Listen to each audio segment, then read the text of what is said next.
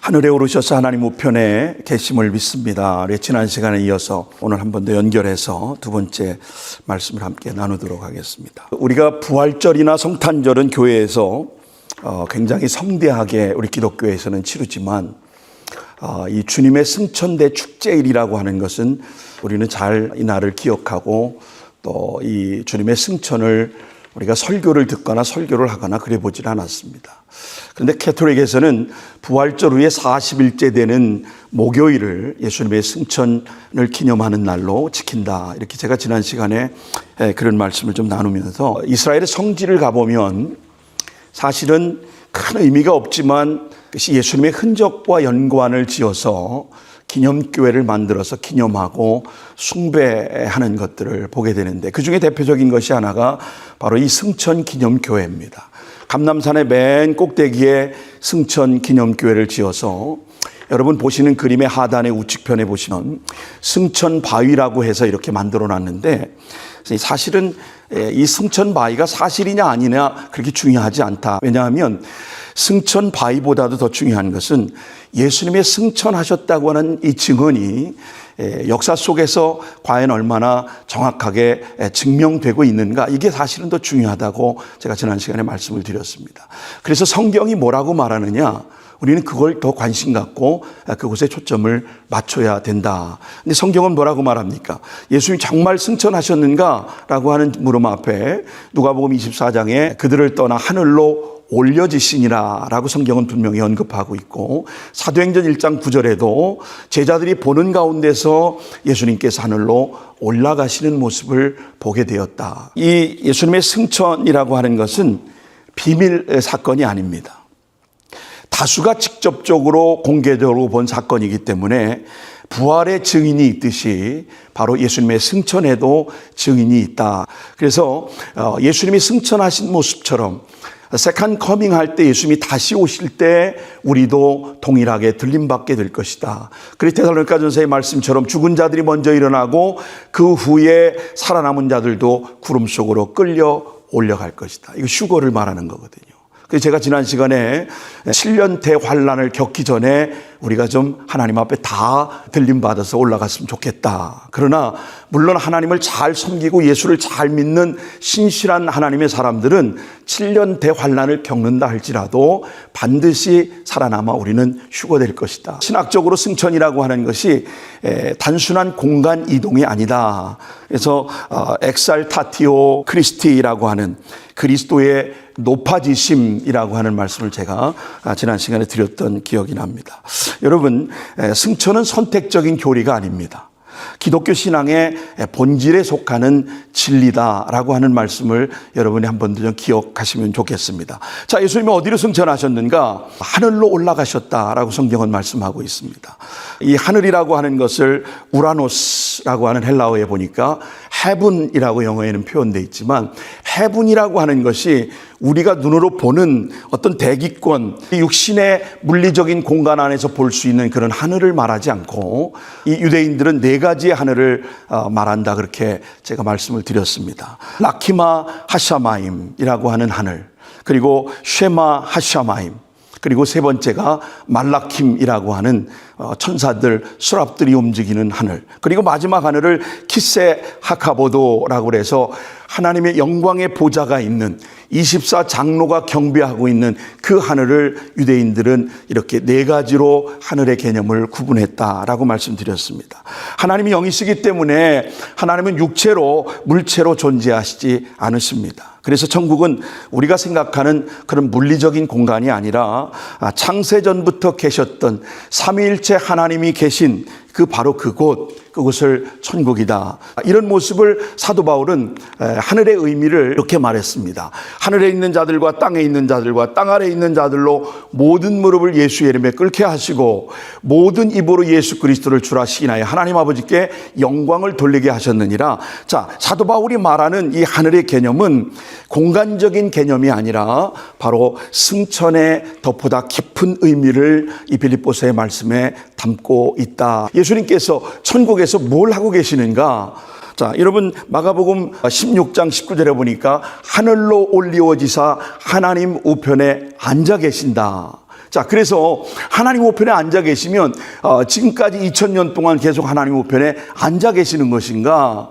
이런 우리가 오해를 가질 수가 있다. 그렇게 말씀했는데 사실은 우리를 위해서 중보하시며 기도하시며 졸지도 주무시지도 않고 우리를 눈동자같이 지키고 계신다. 자, 그래서 하나님 우편의 의미가 뭐냐? 하나님 우편의 의미를 아도나이 알 에미레카, 이 아도나이 알 에미레카라고 하는 말이 바로 주의 오른쪽에 계신 주께서, 오른편에 계신 그 주님을 히브리어의 성경에는 기록하고 있습니다. 그래서 오른편은 바로 공간의 개념이 아니라 최고의 통치자의 권위의 자리, 최고의 주권과 능력을 가지고 계신 그 자리. 그래서 고대 근동 문화에서는 오른편이라고 할 때는 이것은 바로 최고의 권위의 자리를 오른편이라고 하는 의미를 부여했다. 그래서 주권과 능력의 자리, 그렇게 시편 110편은 바로 메시아의 즉위 선언문이다라고 하는 말씀을 드렸습니다. 자, 예수님이 하나님 오른편에 앉아 계시다고 하는 것, 예수님이 하나님의 능력의 자리, 영광의 자리에 오르셨다고 하는 뜻이고, 온 땅의 왕으로 세상을 다스리시는 하나님이시다. 그래서 시편의 103편 19절에 그의 보좌 하늘에 세우시고 그의 왕권으로 만유를 다스리신다. 하나님 지금도 우리를 다스리실 뿐 아니라 왕권으로 정치와 권세와 모든 것을 통치하고 다스리고 계신 하나님이십니다. 그러므로 여러분, 하나님의 다스림 앞에 우리는 절대적으로 순종하고 살아야 할 그런 유한한 존재라고 하는 사실을 우리가 잊어서는 안 됩니다. 이 사도신경에 지금까지 우리가 말씀을 나눴던 것을 보면 하나님이 천지를 만드셨다, 이것도 다 과거적인 사건입니다. 또 외아들을 이 땅에 보내셔서 십자가에 죽게 하셨다, 이것도 다 우리의 구원을 완성하는 과거적인 사건입니다. 또 부활하시고 승천하셨다라고 하는 것도 과거적인 것이다. 그러나 승천하셔서 지금도 우리를 위하여 기도하고 계신 그 모습은 현재 진행형이다. 하나님이 통치하시는 것, 하나님은 어떤 통치를 하고 계시는가라고 하는 말씀을 좀 한번 생각해 보죠. 권세와 능력과 주권뿐만 아니라 모든 만물을 이분의 발 아래 다 놓고 통치하시는 하나님이시다. 자, 에베소서의 오늘 본문의 말씀을 우리가 그렇게 지난 시간까지 한번 나눴습니다. 또 예수님의 통치가 어떤 통치인가? 예수님의 통치는 영원한 통치다. 영원한 통치다. 이 세상의 권력자들이 가지고 있는 그 통치와는 전혀 다른 개념의 통치다.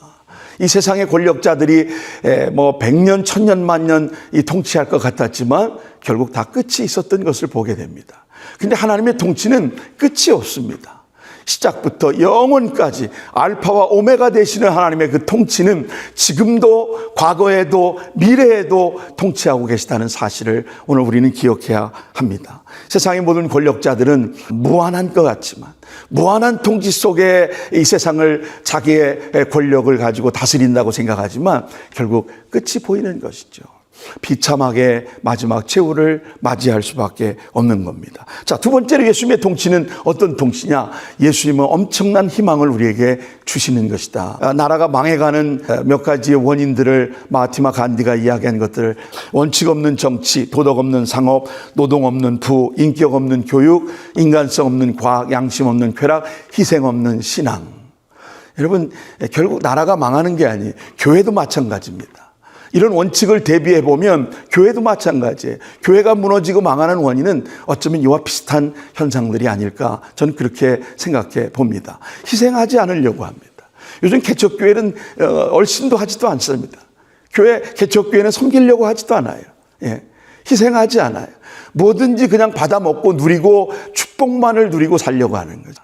성경이 뭐라고 말하는지, 성경이 왜 이렇게 말하고 있는지, 그 성경을 좀 이해하고 원어가 뭐라고 우리에게 말하고 있는지를 좀 분석하고 파헤치고 준비해서 좀 제대로 설교를 하면 좋겠다. 이왕이면 하나님께서 우리에게 주시고자 하시는 말씀이 뭐라고 오늘 우리에게 하고 있는지를 그 얘기를 하면 되는 거예요. 예. 성도들을 이원론적으로 선한 건 그리스도요, 악한 건 마귀다. 그래서 선한 것은 하나님의 통치다, 악한 건 마귀다. 그리고 복을 받으라. 예. 여기 지금 제가 복 받으라고 설교하면 아마 다 도망갈 사람들만 앉아 있습니다.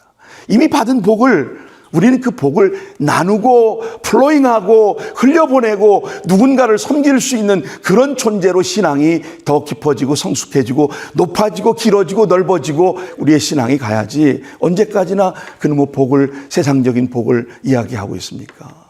여러분, 희생하지 않는 신앙은 다 죽은 신앙입니다. 그래서 열심히 예배에 참여하고 말씀을 듣고 그 말씀대로 한 주간을 살아내 보려고 하는 그런 몸부림이 여러분에게 있어야 되는 거예요. 할렐루야. 아멘. 여러분, 그래서 아무리 우리 안에 어려운 위기가 찾아와도요, 주님이 다스리시는 주님의 통치 속에 우리가 딱 들어가면 여러분 두려울 게 없습니다. 겁날 것이 없습니다. 사람을 두려워할 이유가 없습니다. 사람 두려워하면 올무에 빠진다고 말씀합니다. 내가 왜 사람을 두려워해요? 다 거짓말하고 다 권모술수하고 다 인간적인 생각 가지고 철저하게 있는 사람들한테 두려울 게 뭐가 있습니까?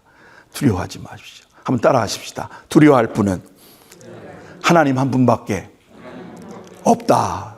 믿으시면 아멘 합시다. 두려울 것은 하나님 한 분밖에 없어요. 사람 두려워할 게 없습니다.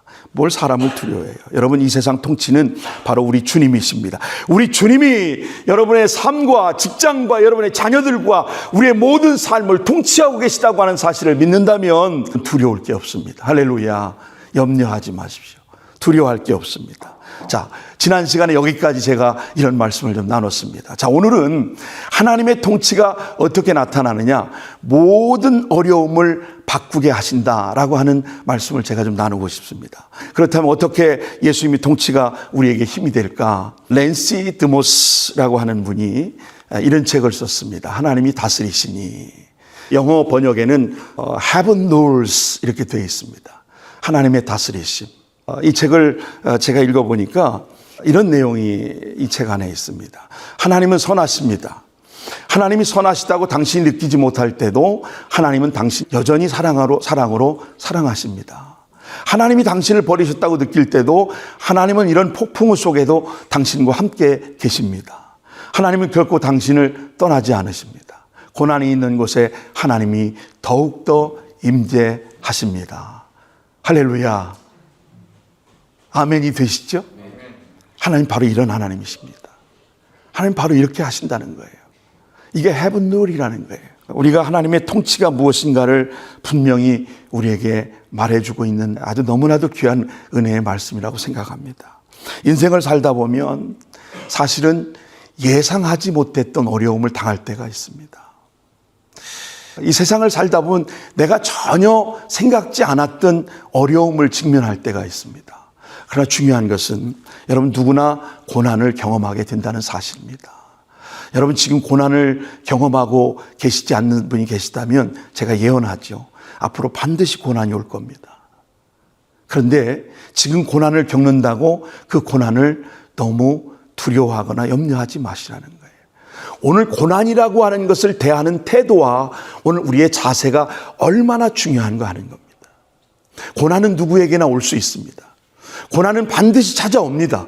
그런데 그 고난을 여러분 저는 엔조이 하시라고 자신 있게 말씀드리고 싶습니다. 고난을 엔조이 하십시오. 중요한 것은 고난을 해석하는 우리의 마음가짐, 고난을 대하는 우리의 자세, 태도가 중요하기 때문에 그렇습니다. 여러분 극한 상황이 우리에게 엄습할 때가 있는데 그 순간에도 여전히 주님은 우리를 다스리고 계십니다. 고난의 현장 속에 어쩌면 더 큰 은혜를 하나님이 우리에게 주시는지도 모르겠습니다. 제가 그래서 이 Heaven Rules라고 하는 것을 Book of Daniel이라고 하는 이 다니엘서 4장에 아주 매우 중요한 신학적인 선언을 몇 가지를 제가 정리했습니다. 여기 나오는 중요한 신학적인 선언이 있는데 다니엘서 4장 26절에 보니까 내 나라가 내게로 돌아올 것은 하늘이 다스리는 줄을 내가 알 때다. 자, 하나님이 통치하시고 하나님이 다스리는 때를 아는 것이 지혜로운 백성입니다. 하나님이 세상을 통치하시고 하나님이 다스리시는 줄을 아는 이 때를 오늘 우리가 준비하고 사는 것, 이것이 바로 Heaven Rules. 너무 중요한 부분입니다. 유대인들은요, 이 Heaven이라고 하는 개념을 다른 표현 방식으로 하나님을 가리키는 표현으로 사용했습니다. 그래서 heaven rules라고 할 때 하나님의 다스림, God's rules, 하나님의 통치하심으로 그들은 이해했다고 하는 사실입니다. 자, 그래서 인간의 권력은 언제나 제한적이라는 사실을 이 다니엘서를 통해서 우리에게 보여주고 있습니다. 바벨론의 왕제였던 느부갓네살이 당시 세계에서 가장 강력한 왕권을 가지고 있는 그런 사람입니다. 그런데 하나님은 그에게 한 가지 진리를 교훈해 주십니다. 그것이 뭐냐? 내가 왕이지만 진짜 왕은 하나님이시다라고 하는 사실을 가르쳐 주고 있는 것입니다. 결국 하나님이 진짜 왕이라고 하는 사실을 가르쳐 주시는 겁니다. 그래서 하나님이 이 사실을 교훈하고 깨닫기 위해서 느부갓네살 왕을 짐승처럼 살도록 그렇게 만듭니다. 그런데 그 목적이 처벌에 있지 않습니다. 바로 깨달음에 있습니다. 처벌하시려는 것이 아니에요. 그 무지함을 깨닫게 하시려고 하는 거예요. 인간 왕국에 하나님의 왕국이 있다는 것을 하나님은 느부갓네살에게 분명하게 보여주고 싶었던 것입니다. 자, 두 번째는 하나님은 역사 위에 통치하신다라고 하는 겁니다. 다니엘서는 반복해서 우리에게 이런 메시지를 강조해 주고 있습니다. 하나님은 왕을 세우기도 하시고 하나님은 왕을 끌어내리기도 하신다는 겁니다. 자, 성경 보겠습니다. 다니엘서 2장 21절 같이 한번 읽습니다. 시작. 그는 때와 계절을 바꾸시며 왕을 폐하시고 왕들을 세우신다. 아멘. 하나님은 왕을 세우시기도 하시고 기름 부어서 사울을 왕으로 세우시기도 하시지만 사울의 왕권을 폐하시기도 하시는 분이 하나님이십니다. 여러분, 이것은 정치와 제국과 역사 위에 하나님의 주권이 있다. 이것이 heaven rules. 이것이 하나님의 다스리심의 핵심인 것입니다. 자, 잘 들으세요. 오늘 말씀 나눔 시간에 이 얘기를 물어볼 겁니다. 자, 세 번째는 교만한 인간에게 주는 경고가 있습니다. 느부갓네살이 이렇게 말합니다. 이 큰 바벨론 내가 세운 것 아니냐? 내가 이 기업을 내가 세운 것 아니야? 내가 이 단체를 내가 세운 거야? 내가 이 교회를 내가 세웠어? 내가 주인이야? 근데 하나님은 뭐라고 말씀하십니까? 하나님은 왕권이 내게서 떠난다. 나라고 주장하는 순간, 내가 했다고 하는 순간 하나님은 그곳에서 제거해 버리시는 겁니다. 떠나는 겁니다. 하나님은 교만한 자를 사용하지 않습니다. 하나님은 겸손한 자를 하나님이 쓰십니다. 이것이 heaven rules, 하나님의 주권입니다. 자, 잠언 말씀 보겠습니다. 잠언 16장 18절에 보면 교만은 패망의 선봉이요 거만한 마음은 넘어짐의 앞잡이다 그랬습니다. 여러분, 교만한 것을 하나님 쓰실 수가 없습니다. 교회도 마찬가지고 어떤 곳도 마찬가지입니다. 교만한 사람 하나님이 쓰신 적이 없습니다. 겸손한 자를 하나님이 쓰시는 것입니다. 아멘. 우리가 하나님 앞에 하나님의 heaven rules, 하나님의 통치 앞에, 하나님의 주권 앞에 우리는 만왕의 왕이요 만주의 주가 되신 주님 앞에 겸손히 엎드려야 할 이유가 바로 여기에 있는 것입니다. 하나님 절대로 교만한 사람을 쓰신 적이 없습니다. 네 번째는 회복의 조건이 있습니다. 이 다니엘서의 신학적인 분명한 핵심적인 메시지가 있습니다. 여러분, 흥미로운 것은 하나님은 그를 완전히 버리지 않으셨습니다. 느부갓네살이 여러분 하늘을 바라볼 때, 느부갓네살이 다시 비로소 하나님을 찾을 때 그의 이성이 돌아옵니다. 그리고 그는 하나님 앞에 이렇게 고백합니다. 지극히 높으신 이가 사람의 나라를 다스리십니다. 하나님의 주권과 heaven rules, 하나님의 통치를 비로소 느부갓네살이 인정하더라 그 말입니다. 정리하겠습니다. heaven rules, 이 하나님의 다스리심을 정리하면 네 가지로 정리할 수 있습니다. 인간의 권력은 제한적이다. 두 번째, 하나님의 역사를 통치하신다. 세 번째, 교만은 반드시 무너진다. 네 번째, 하나님을 인정할 때 뭐가 와요? 회복이 온다. 할렐루야. 하나님을 여러분 인정할 때 회복이 오는 것입니다. 그래서 세상은 흔들리는 것처럼 보여도 역사의 왕자를 하나님은 한 번도 비운 적이 없으십니다. heaven rules. 하나님의 다스리심. 하나님은 지금도 통치와 권세와 능력과 주권을 가지고 여러분의 가정과 여러분의 삶과 여러분의 자녀들과 손을 대는 모든 범사를 지금도 졸지도 주무시지 아니하시고 통치하시고 다스리고 계시다는 사실을 믿으시기 바랍니다. 지금도 현재 진행형입니다. 지금도 하나님은 우리를 통치하시고 다스리고 계십니다. 그래서 여러분의 삶의 고난과 실패와 절망 중에도 주님의 통치하심을 믿으시고 낙심하고 실망하지 않기를 바랍니다.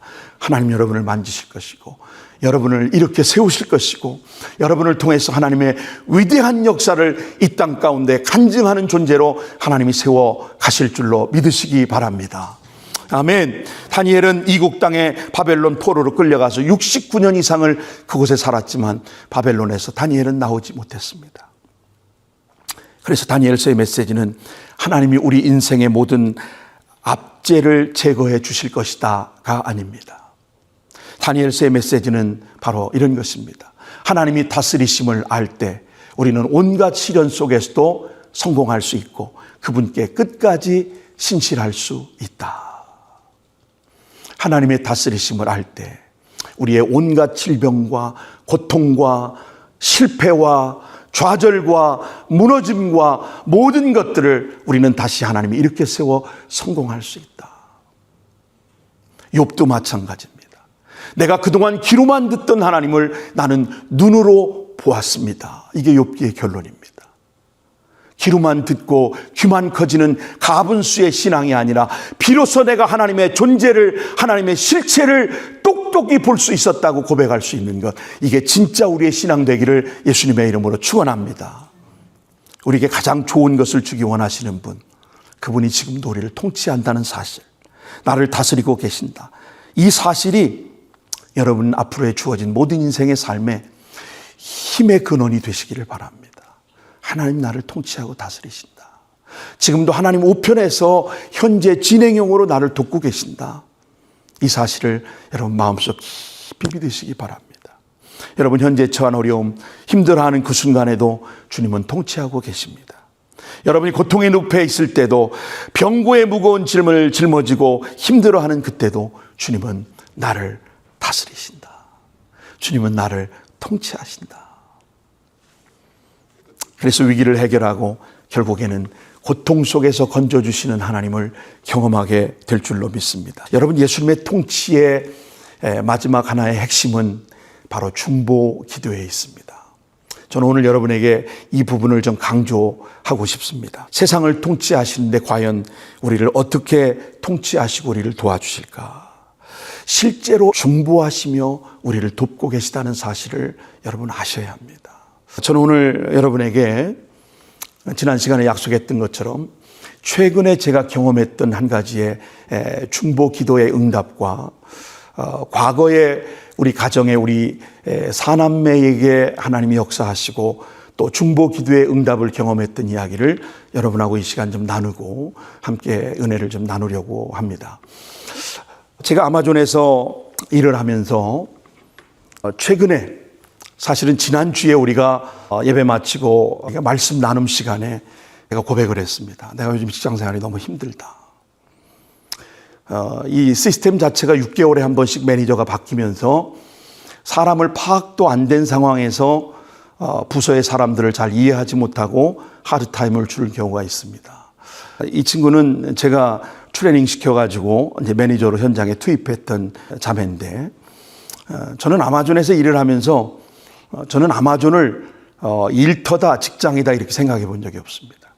하나님의 선교의 현장이라고 저는 늘 믿고 그렇게 일을 했습니다. 그래서 제가 아침에 딱 출근을 해서 일 들어가기 15분 전에 제가 이렇게 Pastor Joe's Amazon at Life라고 해서 10가지의 계명을 늘 묵상하듯이 이 내용을 제가 읽고 현장으로 들어갑니다. 나는 아마존에서 일하지만 나는 진짜 주인은 하나님이시다. 나는 일터는 단순한 직장이 아니라 하나님 보내신 선교지다. 나는 로봇을 조종하지만 하나님 그곳에 사람의 마음을 움직이신다. 아마존의 바쁜 현장 속에 나는 하나님 나라의 백성으로 살아간다. 나는 직장인으로 일하지만 동시에 하나님 나라의 사명을 감당하는 목회자다. 내 손은 일을 하지만 내 마음은 언제나 하나님을 향해 있다. 나는 아마존의 시스템 안에서 일하지만 내 삶의 통치는 하나님이 하신다. 하나님이 교회 안에서만 일하시는 분이 아니라 나의 일터에서도 역사하신다. 나는 오늘도 아마존에서 일하며 하나님 나라의 증인으로 살아간다. 나의 직장은 아마존이지만 나의 사명은 교회 목회와 하나님 나라다. 힘든 시간을 제가 요즘 좀 견디고 잘 보냈습니다. 그런데 계속해서 매니저 한 사람이 저를 힘들게 해서 제가 거의 일주일에 한 이틀 나가고 일을 안 나가거나 아니면 많이 나가면 3일 나갔다가 반나절만 하고 오거나 제가 그랬습니다. 이 매니저가 계속 저를 힘들게 하는 거예요. 근데 제가 지난 주일날 이 문제를 놓고 기도 제목을 내놨습니다. 그래서 같이 뜨겁게 우리가 이 문제를 놓고 기도했습니다. 그리고 월요일날 아침에 딱 출근을 했는데 여러분 놀라운 일이 벌어졌습니다. 그 매니저가 제 데스크에 찾아와가지고 전에는 헤이 쳐 이렇게 불렀습니다. 저를. 왜냐하면 유현 이렇게 부르는 게 이 발음이 정확하지 않기 때문에 제가 그냥 라스네임을 초라고 부르라고 해서 다 초 이렇게 부릅니다. 근데 그날따라 딱 제 데스크에 오더니 저한테 인사를 딱 하더니 미스터 조 이러더니 저를 허그를 해주는 거예요. 저는 솔직히 그 허그를 별로 받아들이고 싶지 않았어요. 저도 기분이 좋으면 꽉 끌어안는데 그냥 제가 이렇게 좀 엉덩이를 빼고 막 이러니까 미스터 조 하면서 또 저한테 와서 응석을 부려요. 그래서 그냥 뭐 앉는 둥 마는 둥 그렇게 했는데 딱 와서 I'm sorry. 그런데 미안하다 그래요. 뭐가 미안하게? 지가 그동안 했던 것이 미안했던 모양이에요. 아마 저의 이력에 대해서 또 저의 근무 일지를 아마 다 보지 않았나 싶습니다. 그리고 나서 이 매니저가 저한테 와서 사과하고 미안하다고. 지금은 저를 보면 먼저 와서 인사합니다. 저는 이게 단순히 여러분 그냥 아마존 일터에서 벌어지는 하나의 something happening이라고 생각하지 않습니다. 분명히 하나님 앞에 우리가 지난주에 기도했고 뜨겁게 이 문제를 놓고 중보했을 때 하나님이 저는 응답해 주셨다고 믿습니다. 아멘. 아멘. 자, 여러분 제가 우리 가정에 일어났던 몇 가지 일들을 여러분에게 좀 나누고 싶습니다. 제가 이남이녀 사남매를 두었는데 어쩌면 이 내 아이의 죽음을 경험하지 않았다면 오늘 이 자리에 제가 있지 못했을 것입니다. 큰아이 데이빗은 3살 반 때 제가 부목사로 사역하던 교회에 사택이 바로 길가였는데 주일날 저는 이제 예배 마치고 나면 그 다음에 오후 예배 준비를 위해서 집에 와서 잠깐 쉬는 시간인데 제가 들어오자마자 퍽 소리가 나면서 사람들이 막 소리를 지르는 소리가 들려요. 너무 피곤했습니다. 그런데 사람들이 막 소리 지르는 소리가 바로 문간방이기 때문에 들려서 문을 열고 딱 나갔는데 난리가 났습니다. 그 주변이 피가 유혈이 낭자하고 보니까 바퀴 밑에 큰아이가 머리가 갈려가지고 있는 겁니다.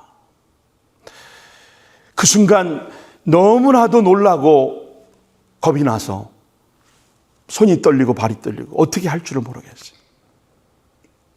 그래서 그만 그때는 뭐 911, 119를 부를 그런 마음의 여유도 없었습니다. 제 차에 그냥 얘를 태우고 동국대병원으로 막 달려갔습니다. 응급실에 들어갔는데 피를 지혈을 시킬 뿐 아무것도 의사가 손을 쓸 수가 없습니다. 기다리라는 겁니다. 의식이 돌아와야 어떤 뭐 처치를 할 수가 있다는 겁니다. 제가 이 아이를 딱 안았는데 쭉 손발이 다 처지는 겁니다. 저 죽었다고 생각했습니다. 그리고 나서 3일 밤낮이 지났는데도 깨어나지 않았습니다. 교회는 계속해서 이 문제를 놓고 특별 기도를 했습니다. 담임 목사님이 계속해서 기도하면서 새벽마다 수요 예배, 금요 예배, 특별히 성민이 이름을 부르면서 데이비드 이름을 부르면서 얼마나 온 교회가 기도했는지 모릅니다. 3일이 지났는데 손가락이 움직이기 시작합니다. 발가락이 움직이기 시작합니다. 의식이 돌아온 겁니다. 하나님이 살려주셨습니다.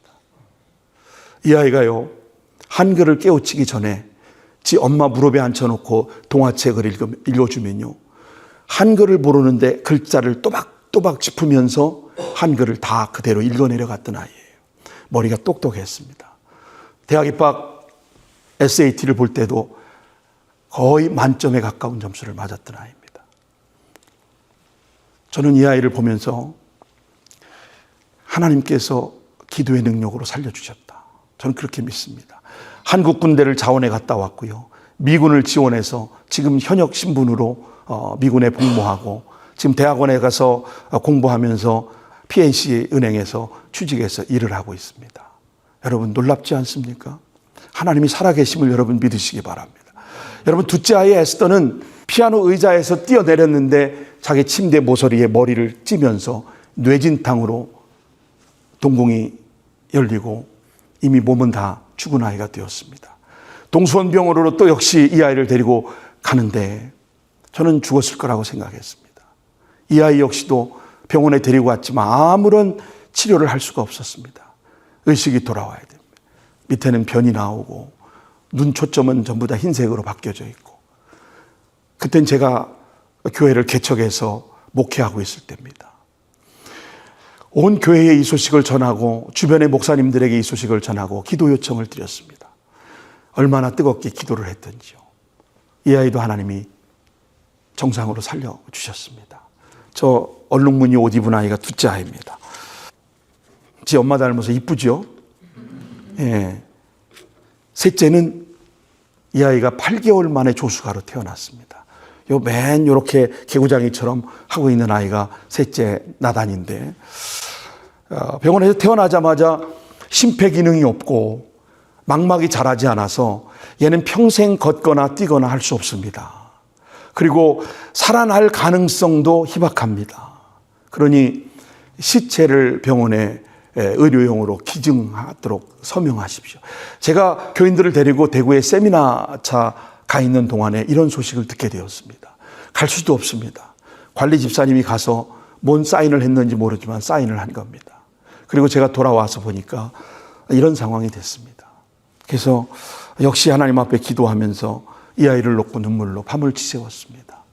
그랬더니 포항에 지금은 돌아가셨는데 포항제철에 결핵을 치료하는 전문 의사로 유명해졌던 조옥근 장로님 계신데, 그 조옥근 장로님이 설린병원에 전화 한 통화를 하니까 없던 인큐베이터가 나오고 안에 병 간호하는 수간호사가 2명이 딱 붙어서 딱 개인 병실로 옮겨서 치료를 시작하고, 인큐베이터가 없었으면 아마 이 아이는 죽었을 겁니다.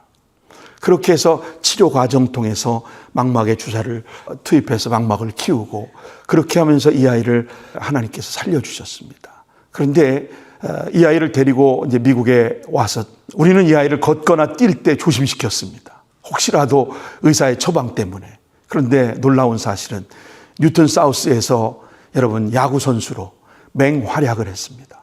저는 그 야구 부원들을 전부 다 집으로 데려와서 코리안 바베큐를 구워가지고 다 먹이기 시작했고, 게임이 있을 때마다 피자를 열 몇 판씩을 사들고 다니면서 선수 아이들을 다 먹이기 시작했습니다. 아깝지 않았습니다. 왜 그랬을까요? 하나님이 살아계심을 이 아이를 통해서 증명하고 있었기 때문입니다. 여러분, 막내 그레이스, 이 아이 역시 태어날 때 태를 목에 감고 사실 머리부터 나와야 되는데 다리부터 절반이 나와가지고 아내가 자궁이 내막이 얇아서 잘못하다간 찢어져서 산모도 죽고 아이도 죽는다는 겁니다. 의사가 둘 중에 하나를 선택하라는 겁니다. 는 대답을 못하겠더라고요.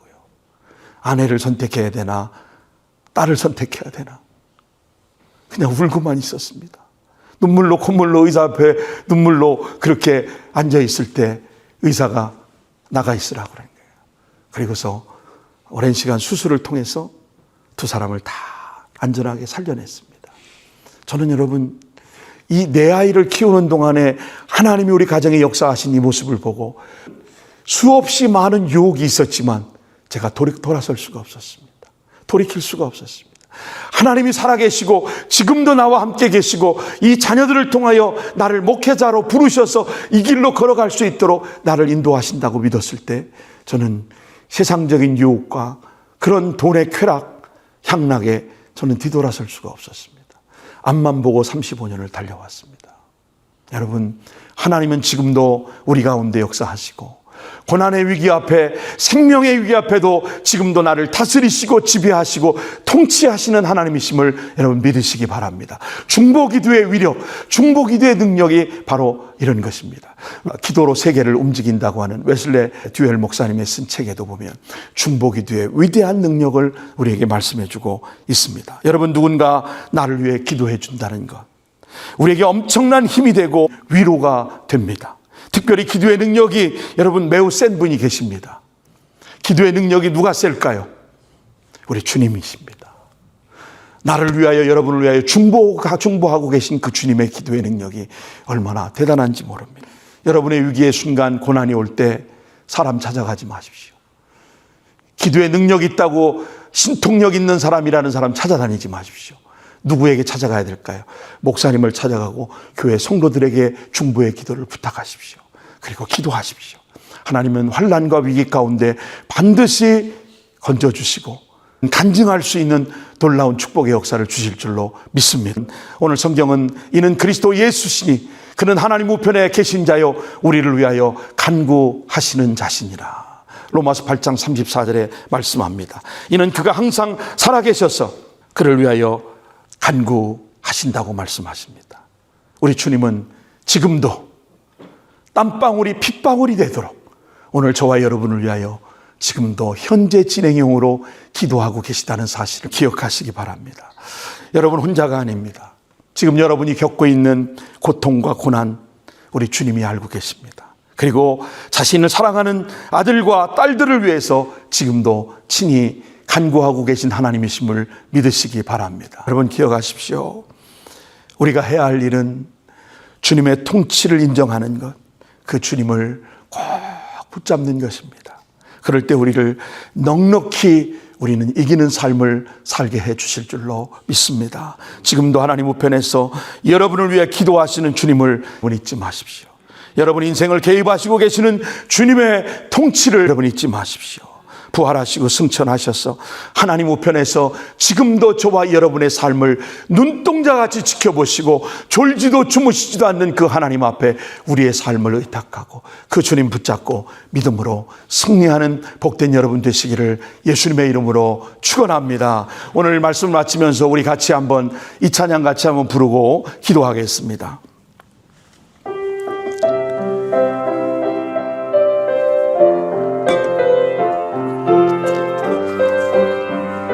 왜 나만 겪는 고난이냐고, 왜 나만 겪는 고난이냐고 불평하지 마세요. 고난의 뒤편에 있는 주님이 주실 축복 미리 보면서 감사하세요. 너무 견디기 힘든 지금 이 순간에도 주님이 일하고 계시잖아요. 남들은 지쳐 앉아 있을지라도 당신만은 일어서세요. 아멘. 힘을 내세요. 힘을 내세요. 주님이 손잡고 계시잖아요.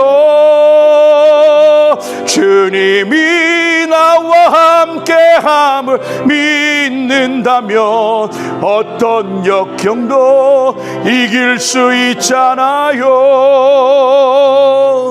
힘을 내세요. 힘을 내세요. 주님이 손잡고 계시잖아요. 주님이 나와 함께함을 믿는다면 어떤 고난도 견딜 수 있잖아요. 힘을 내세요. 힘을 내세요. 힘을 내세요. 주님이 손잡고 계시잖아요. 주님이 나와 함께함을 믿는다 만나면 어떤 고난도 견딜 수 있잖아요. 아멘. 우리 한번 기도하십시다.